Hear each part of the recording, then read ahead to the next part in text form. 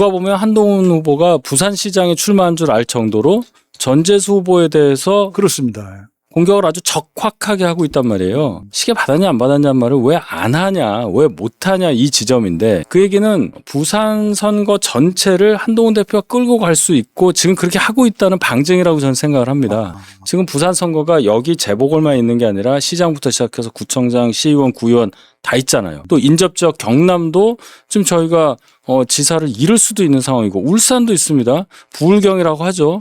그 전체 선거를 누가 구심점이 돼서 끌고 갈 수 있느냐. 지금 미국에 가 있는 분하고 할 수는 없는 거 아니에요. 지금 장동혁 상황에서는. 대표? 네. 그러면 대표를 가지고 미국에 가 있단 말이에요. 후보들 입장에서 하루가 급한 거예요. 하루가. 18개 부산 선거구인데 17대 1이에요. 그러니까 그만큼 민주당 입장에서는 한계가 아주 마지노선으로 쥐고 있는 건데 그거를 더 큰 야망을 위해서 이제 전재수 후보가 시장으로 출마했죠. 그 아까 잠깐 말씀 나누셨는데 그 전재수 부산시장 후보 그 전 의원이 그 부산 바람이 꽤 세긴 세요. 그래서 그런지 한동훈 대표가 굉장히 또 카운터파트처럼 확 치고 들어가는 맛이 있습니다. 네. 한 대표 그 상당히 좀 공격적인 느낌만 주는데 들어보시죠. 까르띠에 받으면 정치하면 안 돼요. 그리고 까르띠에 받은 거 걸리면 정치하면 안 됩니다. 만약에 안 받은 거면 저를 선거법 위반으로 고소하십시오. 살인사건 현장에서 전재수 씨의 지문이 나온 칼이 나온 거랑 마찬가지입니다. 사건 현장에 지문을 남겼다. 얘 뭐 아주 균열한 검사 말씀 같은데 전재수 후보 아주 속이 아주 시겁했겠어요? 서로 오싹했겠습니까? 어떻게 보십니까? 사실관계는 통일교가 선물로 준 시계가 전재수 씨 지인에게 갔다는 건 확인이 됐잖아요. 그리고 전재수 씨 통일교가 줬다는 것과 전재수 씨 지인이 갖고 있는 시계의 일련 번호가 같다니까 같은 시계다. 네. 그럼 이분이 전재수 씨를 통하지 않고 통일교한테 직접 받을 수 있는 위치냐 이게 중요한 거잖아요. 예. 거기에 대한 이제 판단이 들어가는 건데 검찰도 그랬어요. 결국 이제 공소시효 지나서 기소할 수 없었지만 의심이 간다란 말을 했어요. 분명히 네. 검찰에서조차 그런 얘기를 했고 이 상황에서 그럼 전재수 의원이 억울할 거 아니에요. 본인 입장에서는. 네. 그러면 더 적극적으로 얘기를 해야 돼요. 나는 정말 받은 적이 없다. 음흠. 이 얘기를 못하고 있다는 겁니다. 중요한 것은. 뭐라고 얘기를 하냐면 받았습니까 안 받았습니까 그러면 수사 결과가 없지 않습니까 이렇게 얘기하는 거예요. 그냥 자기가 심플하게 얘기하면 난 안 받았어요 하면 끝인데 왜 그렇게 복잡한 얘기를 하느냐. 그 얘기는 한동훈 대표가 얘기했듯이 선거법 위반 가능성이 있기 때문이에요. 만약에 정말 받았는데 진실은 모릅니다. 받았는데 안 받았다고 말을 했어요. 언젠가 이게 만약에 간접 증거로라도 밝혀지면 이건 바로 당선 무효죠. 그렇게 되는 거 아닙니까? 그래서 말 허위사실 못한다. 공표. 그렇죠. 이재명 대통령의 그 허위사실 공표와 똑같은 구조가 되는 거죠. 이 대통령 두 번이나 허위사실 공표 때문에 지금 곤혹을 치르고 있죠. 그렇습니다. 그 행위에 관한 허위사실 공표가 될 가능성이 있기 때문에 그런 부분을 염두에 두고 지금 명확하게 말을 못하는 것이 아닌가 하는 그 부산 시민들의 의구심이 점점 커지고 있다고 생각합니다.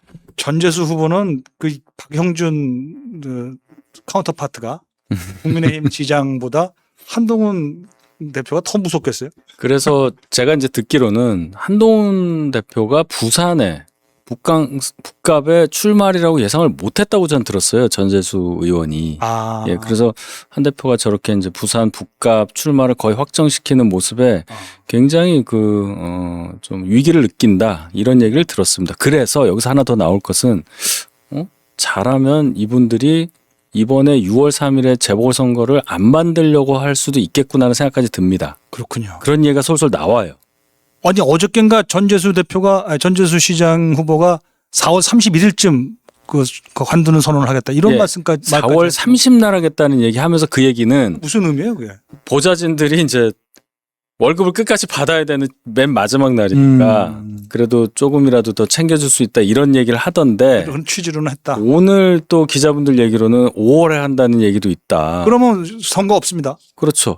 선거 그러니까 없어요. 당장 내가 비난받는 것보다 내가 분명히 출마 선언하면서 4월에 사퇴하면서 제복을 만들겠다고 했는데 그거 뒤엎어서 비난받는 것보다 한동훈이 출마해서 내 선거판 흔드는 게 더 무섭다. 이렇게밖에 일 벌어지면 참 기가 막힌 일이네. 그러니까요. 이렇게 된 겁니다 지금. 진짜 동남풍이 부는 거예요.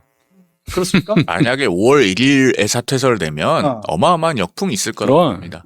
저는 거기에 대해서는 아마 전재수 의원이 현명한 판단을 하지 않을까 그렇게 기대하겠습니다.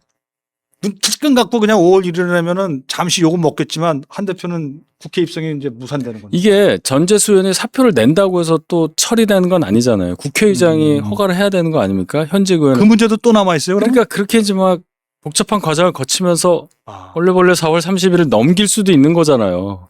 뭐라도 한다니까요, 민주당은. 지금 다 있네. 위법 위헌적인 국조하는 거 보세요. 서영교 위원장 보시면 아시지 않습니까? 역시 두 분 굉장히 정교하고 정밀하게 상황을 보시네요. 아주 몰랐던 걸 지금 알았는데 과연 민주당 정권 그런 꼼수에 극꼼수를 쓰겠는지 그것도 또 하나의 지켜봐야 할 포인트 같고요. 어쨌든 지금 그 국민의힘의 그 부산의 지역 의원들 보면 뭐 서병수 위원장은 말할 것도 없고 이미 김도읍, 그죠? 곽규택, 조경태, 정성국 그리고 심지어 그 우리 박형준 시장 후보까지 시장까지 결국에는 부산에서는 한동훈과 같이 가야 된다. 이런 마음들이 좀 상당히 형성되는 것 같은데 실제로 근데 그 불법 아닙니까? 선거법상 다른 당 소속을 지원하고 그러면 어떻게 이 문제를 보고 계십니까? 그 부분에 대해서 제가 법적인 부분을 아직 체크해 보진 않았습니다만, 그러니까 다른 당 후보를 지지하면 안 되는 걸로.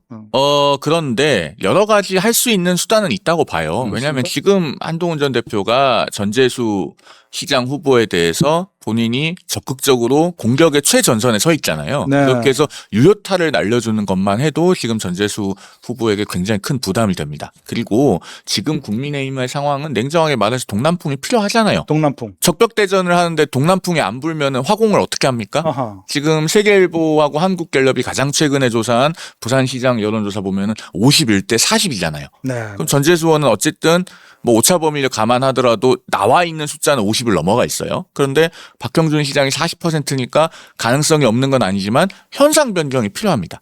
큰 힘이 필요하다는 거예요. 그런데 그 동력을 현재 제시해 줄 수 있는 정치인이 보수 진영에서 누가 있느냐라는 부분을 봐야 됩니다. 그다음에 한동훈 전 대표도 본인이 보수 재건을 기치로 내걸었기 때문에 단순히 지역구 국회의원 선거에만 매몰되는 것이 아니라 본인이 보수 진영의 리더로서 역할을 할 수 있다는 걸 보여줄 필요가 있어요.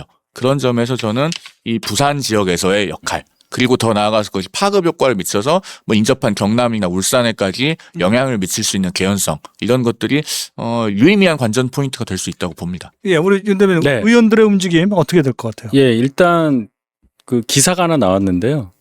후보가 된 분들끼리는 서로 지원을 하면 안 되는 걸로 되어 있습니다. 후보끼리. 그러니까 박형준 시장이 한동훈 후보를 지원하거나 한동훈 후보가 박형준 시장 지원하는 건 안 되고 다만 개별 의원들이 예를 들어 국민의 어느 의원이 한동훈 대표 지지하는 뭐 연설을 한다거나 그는 관계가 없고 다만 또 단체로는 의문이 있다 이렇게 이제 선관위의 답신이 온 걸로 그렇군요. 알고 있어요. 그래서 그 부분은 굉장히 정교하게 처리해야 한다. 근데 어쨌든 이게 다 뭡니까? 제명시켜서 지금 이 난리가 난 건데 곽규택 의원이 방금 전에 굉장히 의미 있는 말을 했네요. 한동훈 후보를 복당시켜서 경선으로 부산 북갑을 단일화하는 게 맞다. 가장이 제일 중요할 때 빈집 만들어 놓고 떠났는데 장동혁 대표 이제 이런 그 요구를 받을 텐데 어떻게 대처할 것 같아요? 아마 응하지 않겠죠. 그럼 이제 본인이 지금까지 8개월 동안 이 당대표로 있었던 모든 것이 무너지는 거가 되고 그럼 뭐 윤리위원장부터 시작해서 당무감사위원장 거기에 부안해동했던 사람들 다 어떻게 할 겁니까? 그런데 장동혁 대표가 지금까지 쌓았던 본인의 어떤 실책과 실수들을 한 번에 만회할 수 있는 방법도 네. 또한 이것을 받아들인 것이다. 저는 이 말씀을 꼭 전하고 싶어요. 한동훈 전 대표도 9회 마지막 투수처럼 등장했는데 또 우리 장동혁 대표 전 대표 그리고 장동혁 대표도 마지막 한 기회가 있긴 한 것이네요. 그죠? 본인이 하기에 달렸죠. 본인이 하기에 달렸고 본인이 서울시장, 부산시장 선거 결과에 정치 생명을 걸겠다고 했잖아요. 그런데 서울은 이미 장동혁 대표 선거를 따로 치르겠다는 기조가 사뭇 명확해 보입니다. 따로 치르죠. 그리고 부산에서도 지금 이런 좋은 제안마저 나왔는데 거부한다. 그러면은 지금 무공천 이야기 하시는 분들이 어느 정도 중량감이 있는지 한번 잘 보십시오. 네. 김도읍 의원 사선이죠. 법사위원장까지 하셨죠. 항상 그 국민의힘에서 원내대표 선거할 때마다 물망에 오르내리는 분입니다. 네. 차기 원내대표도 그렇죠. 도전하실 수 있는 분이에요. 그리고 서병수 전 의원은 5선에 부산시장까지 하셨어요. 그렇습니다. 그리고 지금 뭐 정성국 의원, 곽규택 의원 이런 분들 계속 나서고 있죠. 조경태 의원은 당내 최다선입니다. 부산도 장동혁 대표가 이 제안을 거부하면은 저는 선거 자체가 따로 굴러갈 가능성도 있다.